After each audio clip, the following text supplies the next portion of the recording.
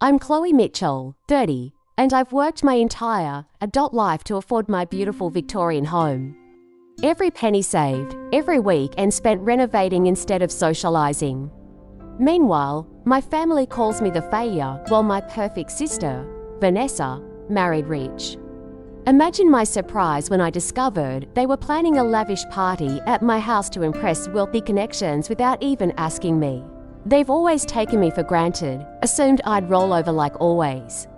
But this time, I changed the locks before their big night and taught them a lesson they'll never forget. Before I dive into this wild story, I'd love to know where you're watching from. Drop your location in the comments. Hit that like button if you've ever had family take advantage of your kindness, and subscribe to see more stories about standing up for yourself. Now, let me tell you how this whole mess started. I should start by explaining how I got my house in the first place. Unlike my sister Vanessa, who married into the Henderson fortune at 25, I built everything from scratch.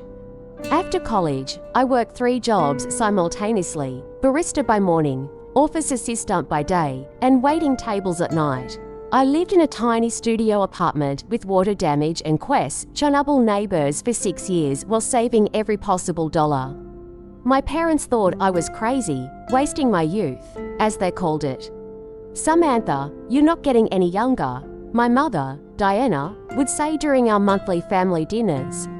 "Look at your sister, married to Bradley, living in that beautiful mansion in Westbrook Hills, attending charity galas. That's success." What they never understood was that I had a vision. I was working towards something meaningful, independence, on my terms. After those 6 brutal years of saving, I started my own interior design business. It wasn't glamorous at first. I took small jobs, built a portfolio, attended industry events where I definitely didn't belong.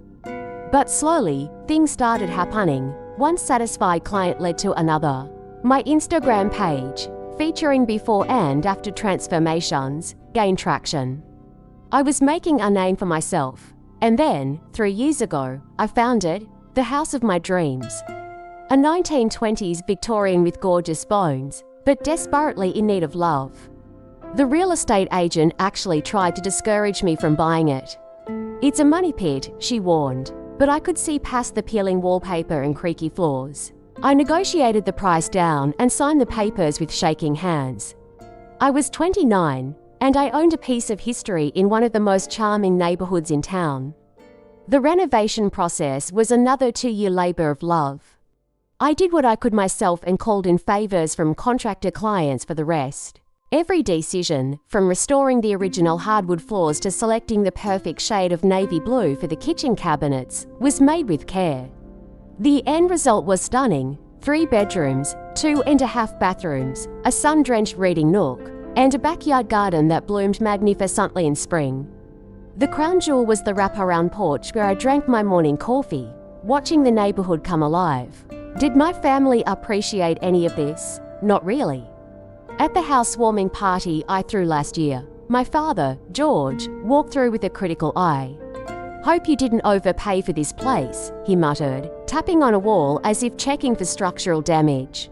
"This neighborhood is nice now, but who knows in 5 years?" Meanwhile, Vanessa breezed in 2 hours late with Bradley, carrying a tiny gift bag that contained a scented candle, the same one I'd seen in the clearance bin at Home Goods the week before. "It's cute," she said, looking around with a smile that didn't reach her eyes. "Very you."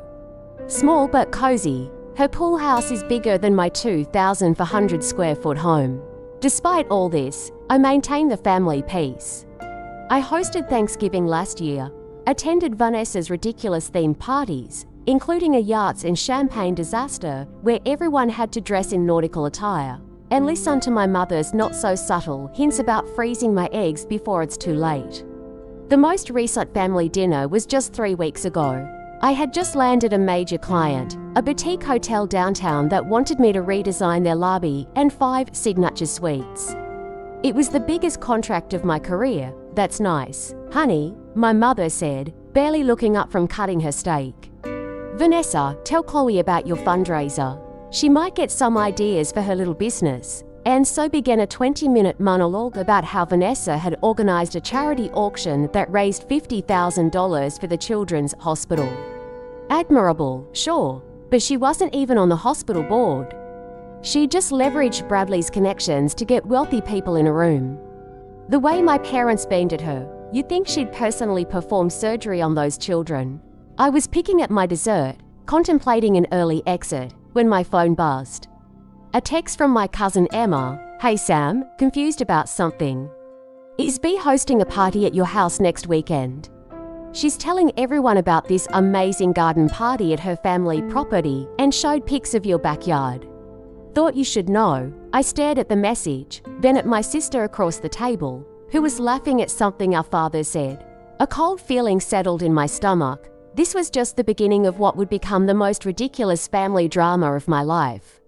The morning after that text from Emma, I did some investigating. It didn't take long to find the evidence.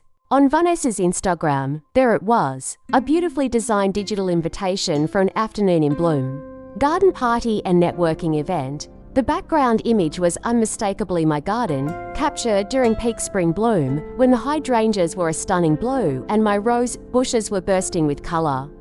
The caption read, "Join us at our family's historic property for an afternoon of connection and conversation. Limited exclusive invitations. Catering by Marcel's. Valet parking provided."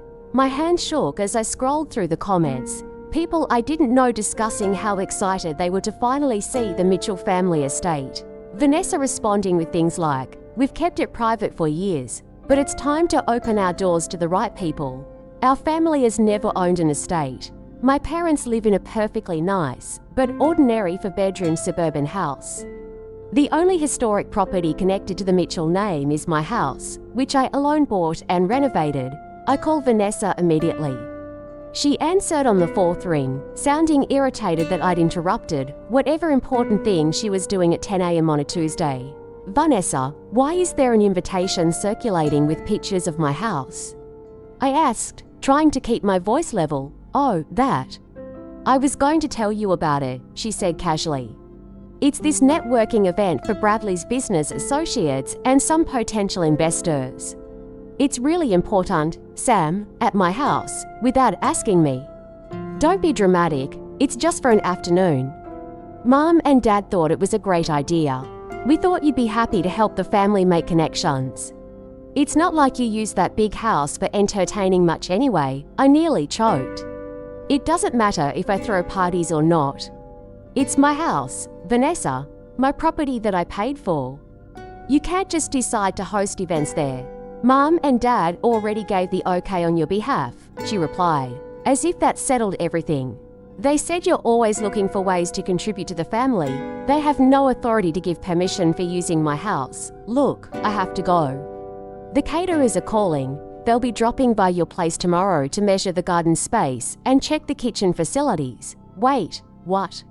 "You gave people keys to my house, just a spare set Mom and Dad have." "Don't worry, they're professionals. Listen, I really have to go. We can talk at Sunday dinner." She hung up before I could respond. I immediately called my parents, who confirmed everything Vanessa had said. "Samantha, don't be selfish," my mother scolded. "Your sister needs this. The Hendersons are bringing some very important people, and Vanessa wants to impress them. Their house is being painted that week, and you know how construction dust gets everywhere. Then she should postpone her party or find another venue. It's just for one day," my father chimed in. "Besides, it's good for you to be part of family initiatives. You're always so isolated with that design business of yours." I hung up feeling like I was losing my mind. Had my family always been this entitled, this dismissive of my boundaries? Things got worse when I checked my email and found a message from Elegant Events by Cynthia with a detailed itinerary for the garden party at my address. According to the schedule, not only would the event take place in my garden, but guests would have tour of the ground floor of my home. There was even a note about securing valuables from the main areas, as if I was some kind of hotel staff being instructed to prepare for guests. The final straw came the next day. I had installed a security system with cameras after moving in, mainly for peace of mind living alone. I was at a client meeting when my phone alerted me to movement at my front door. I discreetly checked the app and saw two women and a man in catering uniform standing on my porch, trying keys in my door. I excused myself from the meeting and called my own house. One of the caterers answered, explaining they were there to check the kitchen specifications for Mrs. Henderson's party. There must be a misunderstanding, I said firmly. I'm the homeowner and I haven't authorized any party. Please leave my property immediately. They apologized profusely and left, clearly embarrassed. I later learned from a follow-up call that Vanessa had told them it was her family's second home and that my sister who lives there knows all about it. That evening, as I was stress cleaning my kitchen, my phone pinged with a group text between Vanessa and her friend Lydia that I'd accidentally been included on.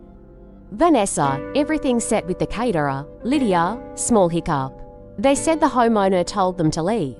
Vanessa, booze. That's just Sam being difficult. I'll handle her. It's just Sam's house. She won't mind. It's not like she has an important life or anything. Bradley's connections are coming. For God's sake, she should be grateful we're bringing actual successful people to her little project house. I stared at the phone, something inside me finally snapping. Little project house. My beautiful home that I'd poured my heart, soul, and entire savings into. Not an important life. My thriving business that I'd built from nothing. That was the moment I decided, no more doormat, Samantha. It was time to stand up for myself. After reading that text, I sank onto my kitchen floor and cried. Actually cried, for the first time in years, not delicate, dignified tears, but ugly, hiccuping sobs that left my eyes puffy and my nose running. I cried for the little girl who was always second best, for the teenager whose achievements were footnotes at family gatherings, for the adult who still sought approval from people who would never give it. When the tears finally stopped, I felt hollow but somehow clearer.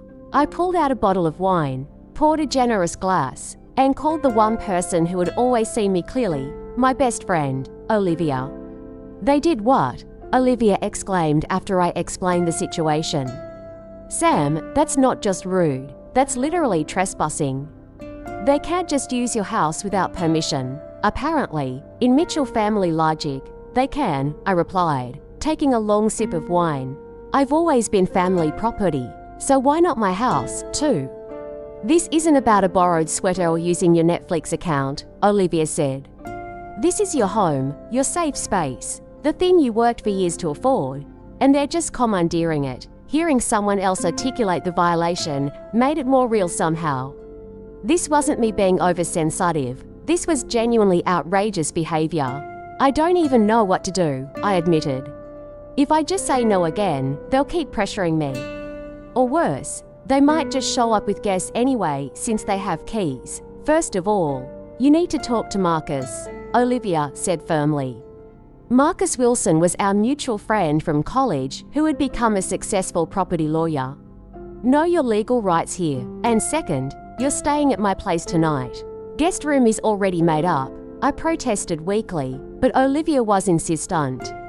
An hour later, I was sitting in her comfortable living room with a fresh glass of wine and Marcus on speakerphone. Let me get this straight, Marcus said after I'd explained everything. Your sister, without your knowledge or consent, planned a large event at your property, gave out keys to vendors, and is bringing dozens of strangers into your home. And when confronted, your family basically told you to deal with it. That about sums it up, I said. Sam, legally speaking, this is cut and dry. It's your property. You have absolutely no obligation to allow this. In fact, you could report anyone who enters without permission for trespassing. I don't want to call the cops on my family, I sighed. Understandable, Marcus replied, but you should know that you're completely within your rights to take action to secure your property. Changing locks, for instance, would be a reasonable step if unauthorized people have keys. After hanging up with Marcus, Olivia and I talked late into the night.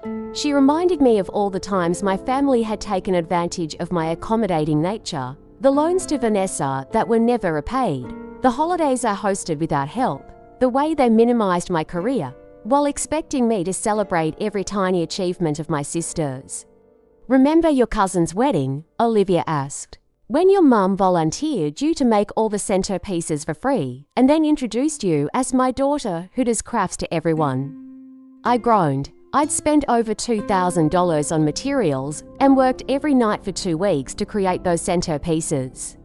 Or the time your dad needed a new office designed for his insurance business and you did it at cost, but he still complained about the invoice. They've always been like this, I admitted. I just keep hoping that if I do enough, they'll finally see me. Olivia took my hands. Sam, they won't, not unless you make them. People don't change when everything's working great for them. And right now, having you as the family doormat is working great for them. That night, sleeping in Olivia's guest room, I had a dream about my house. In the dream, I returned home to find it filled with strangers in fancy clothes, all of them touching my things, sitting on my furniture, criticizing my decor. I tried to tell them to leave, but no sound came out. I was invisible in my own home. I woke up with a racing heart and a decision made. The next morning, I called a locksmith and my security company. Then I texted Olivia, "Can I stay with you for about 10 days? I have a plan." Her response was immediate. "Guest room is yours for as long as you need." "What are we doing?" I smiled at the we. Unlike my blood relatives, Olivia had always been in my corner. "We're teaching my family a lesson about respect and boundaries," I replied. "And I might need help moving some things." Throughout that day, between client appointments, I made several crucial calls. First to Raphael, the top-rated locksmith in town, who could change all my locks and upgrade to a smart security system within 2 days. Then to a storage company to rent a secure unit. Finally to my assistant, Becky, explaining that I'd be working remotely for the next week, also due to a family situation. That evening, as I packed an overnight bag at my house, my phone rang. It was Vanessa. "Sam, the event planner says you're being difficult. Why would you tell the caterers to leave? This is really unprofessional." I took a deep breath. "Vanessa, I'm going to say this one more time. I did not agree to host your party. I will not be hosting your party. You need to find another venue, but all the invitations are sent. People from Bradley's firm are coming, including the partners. The Hendersons will be there. Do you know how hard it was to get them to commit to a date?" "Not my problem," I said, surprising myself with how calm I sounded. "You should have asked me before sending invitations with my address on them. Mom and Dad are furious with you," she threatened. "They said you've always been selfish, but this takes the cake." That familiar stab of guilt hit me, but this time, I pushed through it. "Goodbye, Vanessa. Good luck with your party. I suggest the country club. They have lovely gardens." I hung up and blocked her number. Then I blocked my parents' numbers, too, at least temporarily. I knew once I started executing my plan, the calls would be relentless.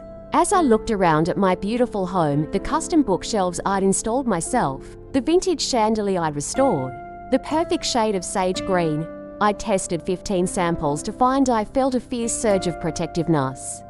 This wasn't just a house, it was physical proof of everything I'd accomplished on my own, despite my family's lack of faith in me. No one was going to take it from me, even for a day, without consequences. The morning after my decision, I woke up early and started methodically documenting everything in my house. I took detailed photos of each room, opened drawers to inventory their contents, and made special note of valuable or irreplaceable items. It wasn't that I thought my family would steal from me, exactly, but I didn't trust the strangers they planned to invite into my home. By noon, Olivia arrived with coffee and reinforcements. Our friends Natalie and Lauren, who'd volunteered to help with Operation Boundary. "Okay, what's the plan, General?" Natalie asked, saluting me with her coffee cup. I laid it out for them. First, we pack up all valuables, sentimental items, and anything I'd be devastated to lose. Those go to storage. Second, Raphael, the locksmith, is coming tomorrow to change every lock and install a new security system that I can monitor remotely. Third, I temporarily moved to Olivia's guest house until after the planned party date. "And then what?" Lauren asked. I smiled. Then I watched the chaos unfold when they show up to host a fancy garden party at a house they can't enter. We spent the entire day carefully packing my grandmother's china, my collection of first edition design books, the artwork I'd accumulated over the years, and my jewelry. I removed family photos, important documents, and even my favorite clothes. By evening, my SUV and Olivia's car were packed to the brim with boxes headed for the storage unit I'd rented. What about furniture? Natalie asked as we collapsed on my couch with pizza. Too much work to move. And honestly, I'm not worried about the furniture. I just don't want them in my space, touching my personal things, acting like they own the place I worked so hard for. The next day, Raphael arrived with his team. He was a serious man in his 50s who listened carefully as I explained the situation. Family problems, eh? He said, nodding sympathetically, seen it before. Don't worry, Miss Mitchell. By tonight, only your fingerprint or approval will open these doors. They spend hours replacing every lock, installing a smart doorbell system, and setting up additional security cameras that would send alerts to my phone. Raphael walked me through the new app, showing me how to monitor all entry points remotely and even speak through the doorbell if needed. Nobody gets in unless you want them to, he assured me. Not even with the old keys. I paid him extra for the rush job and the discretion. By that evening, my house was securely locked down, with only Olivia and myself having access through the new system. The final phase of the plan was moving myself to Olivia's guest house, a charming converted garage in her backyard that had its own bathroom and kitchenette. I brought enough clothes for 2 weeks, my laptop and work materials, and some comfort items to make the space feel homey. Welcome to your temporary rebel headquarters, Olivia said, helping me arrange my things. How are you feeling? Nervous, I admitted, but also powerful. I've never really stood up to them like this before. It's about time, she said firmly. I'm proud of you. The first test of the new security system came just 2 days later. My phone alerted me to motion at my front door, and I opened the app to see a woman in a crisp blazer trying my doorbell, the event planner, presumably.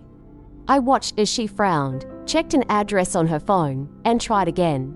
After a few minutes, she made a call, looking increasingly frustrated. 20 minutes later, my phone lit up again. This time, it was Vanessa at the door with the event planner. I watched as they tried the old key in the new locks, confusion turning to irritation on my sister's face. My blocked phone started blowing up with calls from unknown numbers. Likely Vanessa are using other people's phones to try to reach me. I ignored them all. That evening, I received an email from Vanessa. Samantha, this childish behavior is completely unacceptable. You changed the locks. Are you serious? Mum and Dad are beside themselves. This party is happening in 3 days.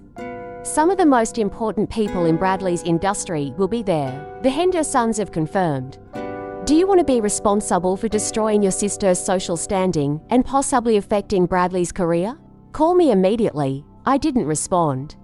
I also didn't answer the texts from various family members who'd been enlisted to reach out to me. Cousin Emma sent a supportive message.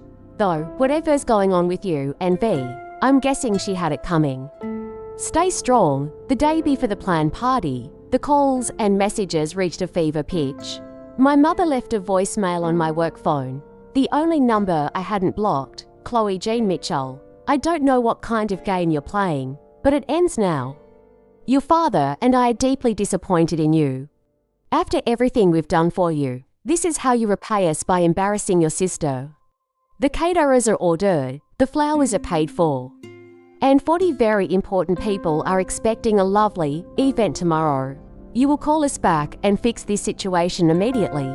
Everything they'd done for me. Like what? Criticize my choices, minimize my achievements, use me when it was convenient. I deleted the message.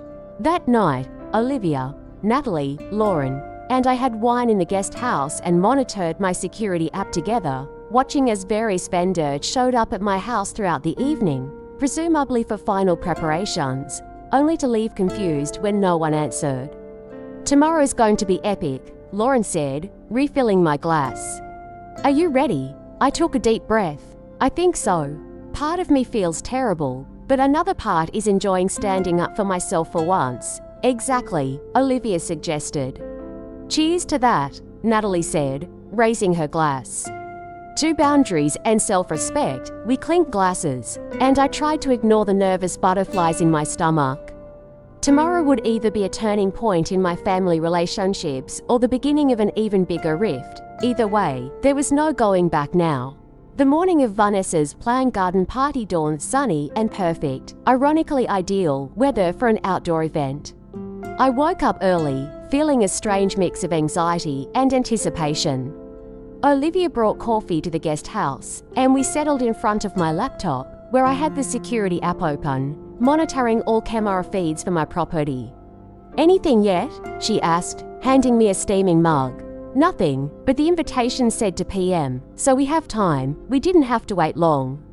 At 9:17 a.m., the first vehicle pulled up, a catering van. Two men in white uniforms approached my front door with trays of what looked like pre-made hors d'oeuvres. They rang the doorbell, waited, rang again, then made a phone call. After a brief conversation, they returned to their van, looking confused, but remained parked on the street. "And so it begins," Olivia said. By 10 a.m., the street in front of my house had become a staging area for the party supplies. A flower delivery truck arrived with elaborate arrangements. A rental company dropped off tables and chairs. A lighting specialist showed up to string what looked like thousands of fairy lights through my garden trees. All of them attempted entry, all of them made calls, and all of them ended up waiting in a growing crowd on my sidewalk. At 10:32 a.m., Vanessa's silver Mercedes screeched to a halt in front of the house. She emerged, looking immaculate as always in a pale blue sundress, but her face was tight with stress. Our parents' car pulled up right behind hers. "Here comes the cavalry," I murmured, turning up the volume on the doorbell camera. Vanessa marched up to my door and pressed the doorbell repeatedly. When that yielded no response, she tried her key again, jiggling the handle aggressively. "Samantha," she shouted at the door, "open up right now." "This isn't funny anymore."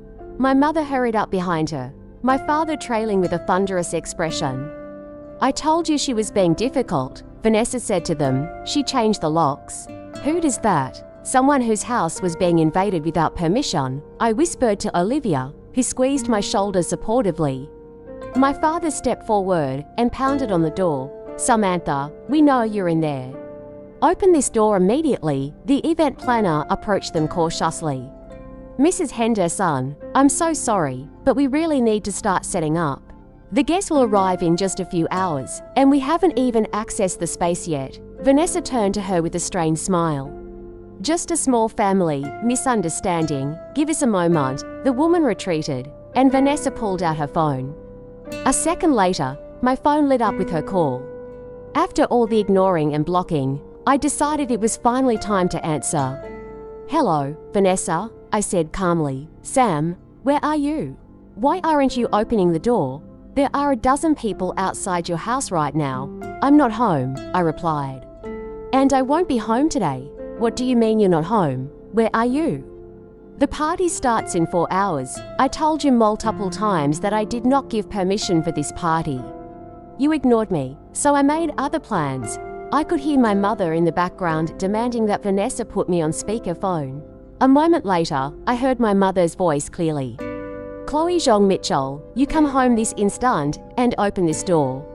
Do you have any idea how embarrassing this is?" "Actually, Mum, I do.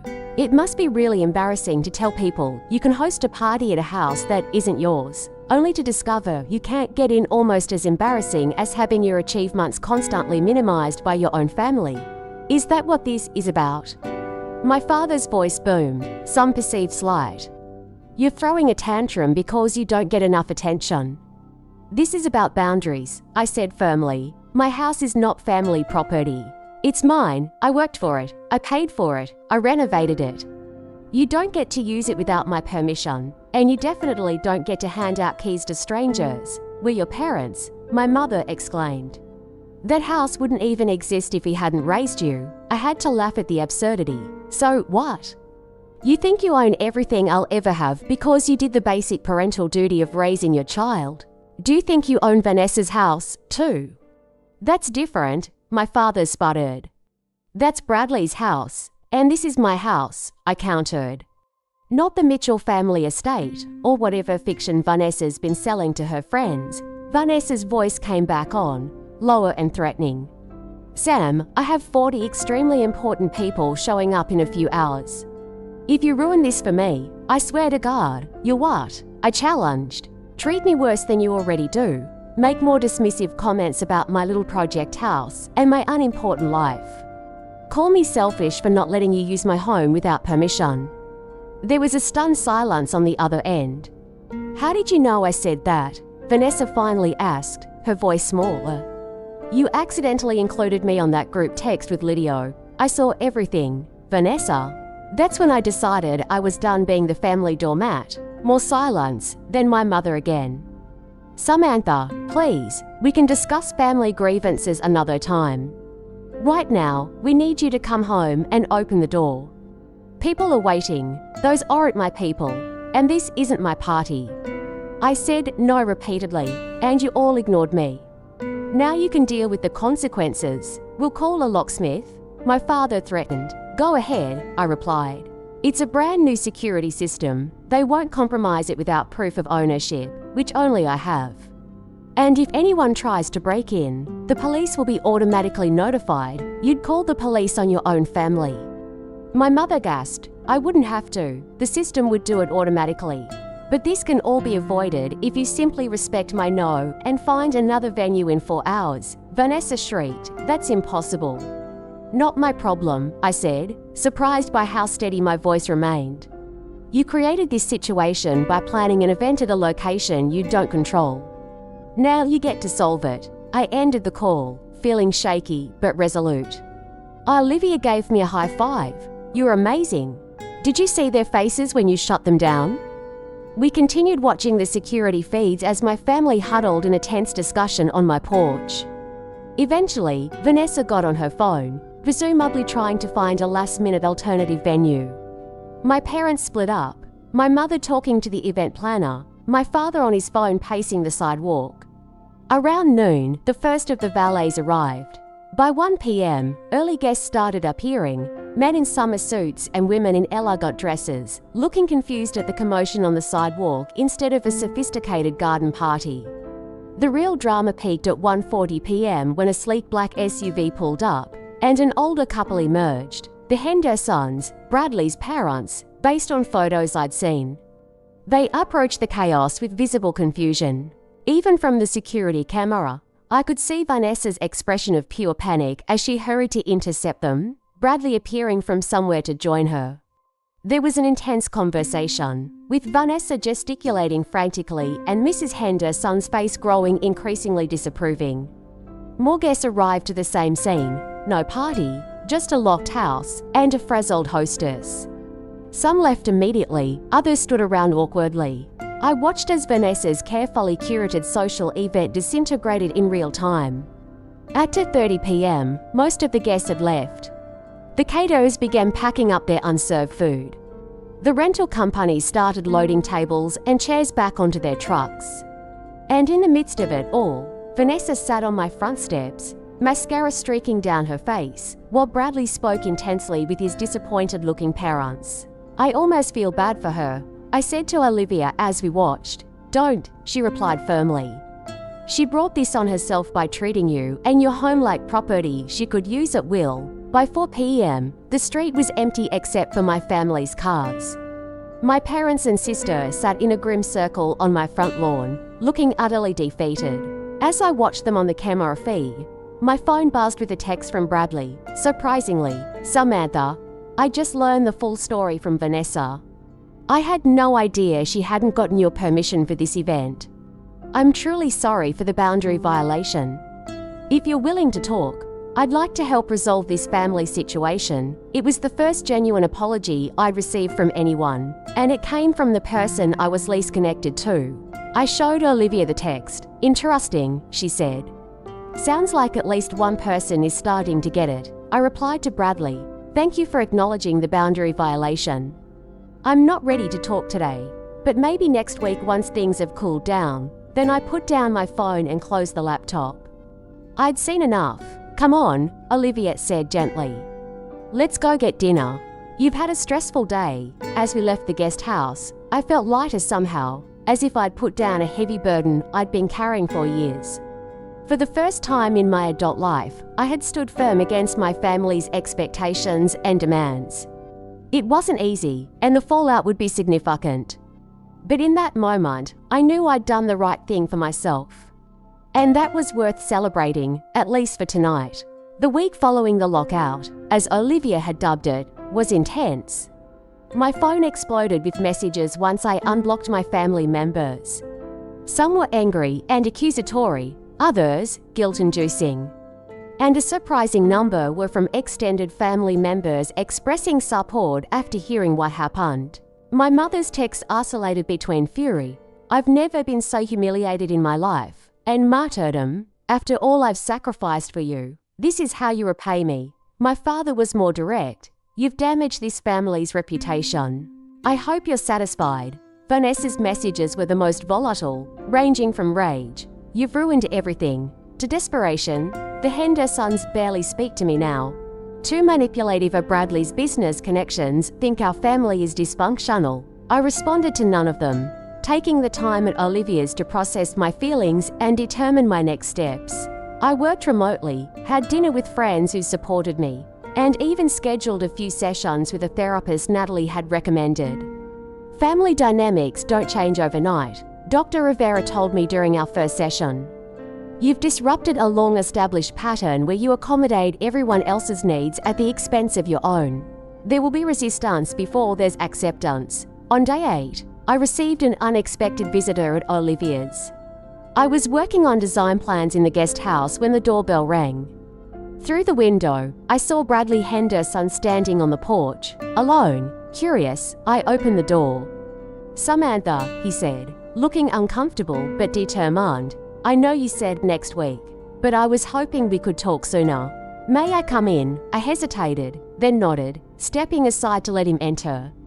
Bradley had always been a peripheral figure in family gatherings, polite but distant, usually absorbed in work calls or conversations with my father about investments.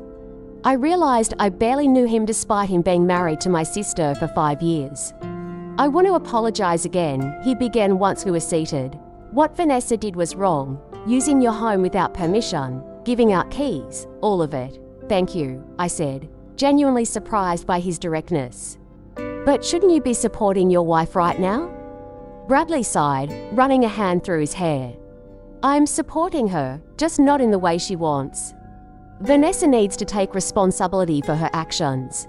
We've been talking a lot this week, and some hard truths have come out." "Like what?" I asked cautiously. "Like the fact that she's deeply insecure about not having her own accomplishments. She admits she's jealous of you, Samantha." I nearly choked on my tea. "Jealous of me?" "She's the golden child, the successful one with a perfect life. In your parents' eyes, maybe? But Vanessa sees you differently. You built something from nothing. Your business, your home, they're yours. She feels like everything she has came through me or your parents' connections. This perspective was so foreign to me that I struggled to process it. But she's always looked down on my career, my house, my choices, because they threaten her," Bradley said simply. "She's afraid to admit that your path might be more fulfilling than hers." We talked for over an hour. Bradley revealed things about my sister I'd never known, her abandoned dreams of becoming an architect, her fear of disappointing our parents, her growing realization that social status wasn't as satisfying as she'd expected. "This doesn't excuse what she did," Bradley emphasized. "But I'm hoping it helps you understand where it came from. And for what it's worth, I've told her and your parents that they were completely in the wrong." When Bradley left, he handed me an envelope. "Vanessa wrote this herself, no input from me or your parents. Read it when you're ready." I waited until that evening to open my sister's letter. Inside was a handwritten apology, messy and blotched in places. So unlike Vanessa's usual perfect presentation, "Sam, I'm sorry, really, truly sorry. What I did was wrong and invasive and disrespectful. I've spent my whole life thinking I was better than you because Mom and Dad made me feel that way. But the truth is, I've always admired how you built your life on your own terms. I used your house because I'm proud of it. proud that my sister created something so beautiful. That doesn't make it right, I should have asked. I should have respected your boundaries. I don't expect forgiveness right away, but I hope someday we can start over. It wasn't perfect, but it felt sincere in a way few interactions with my sister ever had. The next day, I moved back into my house. It felt strange at first, knowing how close it had come to being invaded.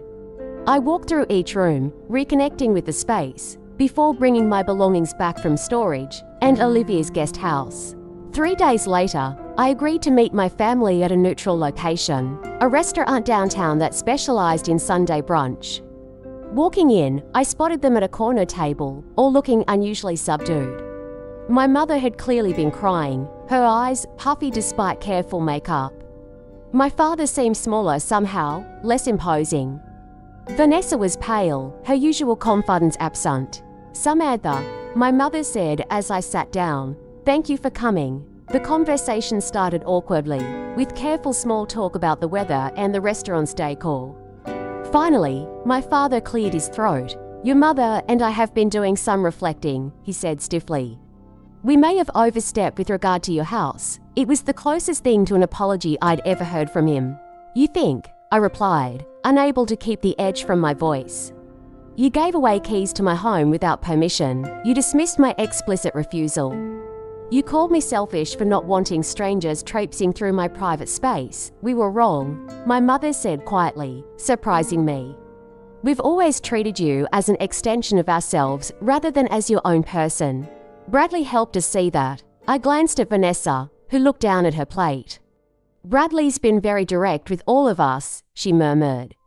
"I spent my entire life trying to earn your approval," I said. "Looking between my parents, working myself to exhaustion, achieving things you never thought I could, buying a house you never thought I'd afford, and none of it was ever enough. You still saw me as the family resource, not a person with my own boundaries and dreams." "You're right," my father admitted, the words seeming physically painful for him to say. "We've been unfair to you, dismissive of your accomplishments because they didn't fit our narrow definition of success. I always thought you had it so easy," Vanessa added, looking up at me. "Mom and Dad were hard on you, but they never had expectations for me beyond marrying well. They never pushed me to achieve anything on my own. We thought we were protecting you," our mother said to Vanessa.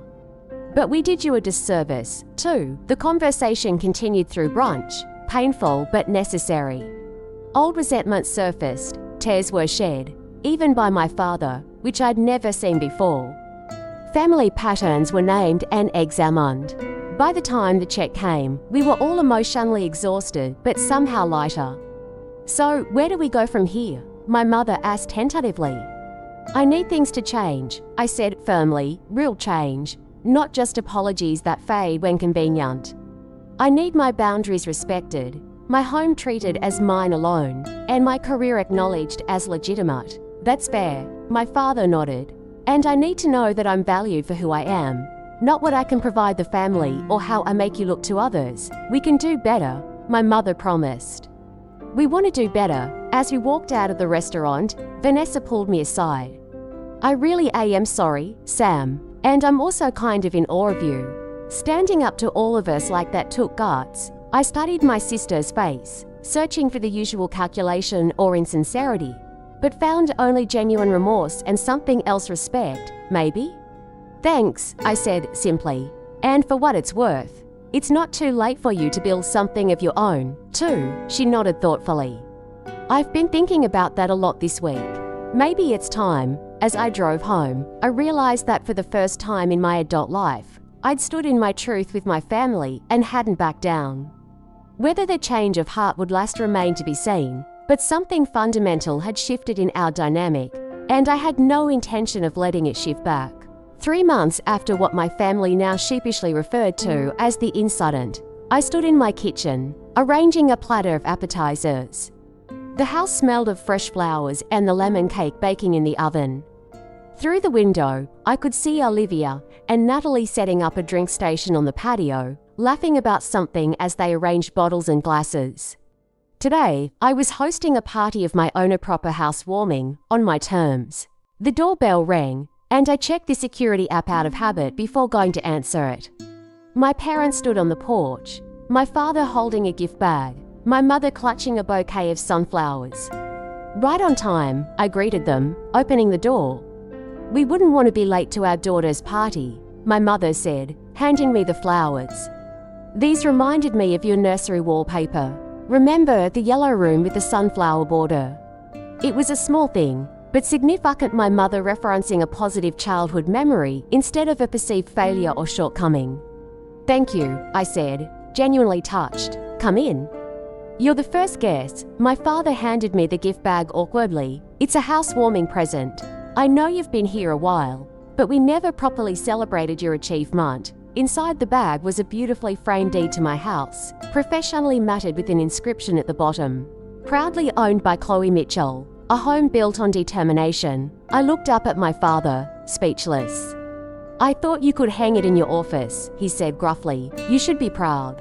Not many people your age accomplish what you have, entirely on their own." "Thank you," I managed, throat tight with unexpected emotion.